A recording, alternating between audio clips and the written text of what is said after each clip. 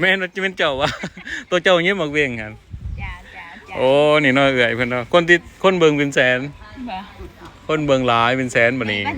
มันที่ซีก็มันที่หากันได้ โดยบัดนี้ FC ก็อยากเบิ่งเห็นผ้า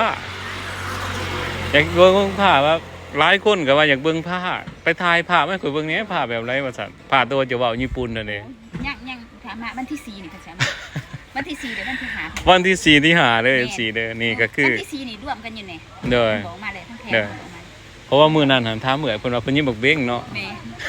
เพราะว่าเพิ่นว่าสิแห่พอดีฮอไปที่พันบ่ได้อะ โอ้หอผลิตภัณฑ์ของเมืองบ่เลย ของแข็ง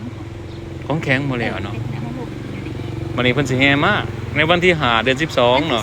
วันที่4แห่มา วันที่4นี่รวมอย่างนี้มันเทมากวันที่5เพิ่นสิทำพิธีในวัด อ๋อคือสามารถไว้อยู่วัดธาตุนี่เนาะ แม่น เอาเข้าไปเบิ่งไหลเนาะ ไหลโอ้งาม บ่ เขาไปนี่เขาไปถ่ายอารมณ์เฟซให้แน่ เด้อ เพราะได้ให้เขาเจอมาก เพิ่นอยากเบิ่งกันติ แม่น FC คนเบิ่งเป็นหลายเป็นแสนพุ่นแหละขอยอยากเห็นผ้านะผ้าแบบไรเด้ไปถ่ายให้เบิ่งแหน่มัน แต่ว่า ก็ มันสิมีคือเพียงนี่ ว่า เพราะว่าก็เคยเห็นในหูเพิ่น เด้อเด้อเด้อ เด้อ หัวกับคือทะดูอีพออีเมมามีแต่หัวกับพ่อพ่อได้บอกกับพ่อขาองค์นี้นี่นะเพิ่นว่าจังซั่น เด้อ บ่ เด้อ มีโตบ่มีมือเด้ เด้อขอยไปหาอยู่หันว่าเจ้ายิ้มบักเบ้งเข้าว่าเอ้า บ่แม่นเบส บ่แม่น เป็นเบสเป็นจู โอ้เป็นจูไผจูมัน จ้า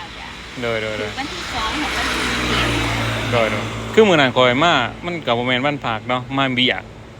ก็เลยว่ามันก็เป็นช่วงจะถือวันพุธบ่มื้อนั้น จ้า อาจจะเป็นวันจันทร์เนาะวันจันทร์มาวันจันทร์โอ้นี่เนาะเอื้อยเนาะโทรว่าข่อยสัมภาษณ์เด้อ FC เด้อทุกคนเด้อที่ว่า อีกมื้อวันที่4เห็นอีกเจอกันอีก เออวันที่4มันถือวันหยังหั่นข่อยสิมาได้อยู่บ่ว่ามันถือมัน ที่สี่ถือวันหัดบ่วันที่5ถึงวันศุกร์ คันมาอะไรสิเป็นช่วงวันอาทิตย์พุ่นนะภาคเวียกยังสิได้มาเนาะ ฝาก FC เบิ่งติดตามไว้เด้อเฮาสิมาถ่ายอีกเนาะ FC เนาะเพราะว่า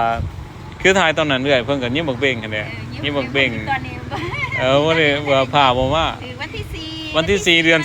12เดือน12เด้อทุกคนเด้อถามกันนํกันเนาะผ้าเป็นผ้าคู่บ้านคู่เมืองผ้าเด้อขอบใจผ้าคู่บ้านคู่เมืองเนาะผ้าเพิ่นเอามาแต่ญี่ปุ่นนั่นแหละวันที่หามาแน่เนาะน่าจะกันเด้อขอบใจ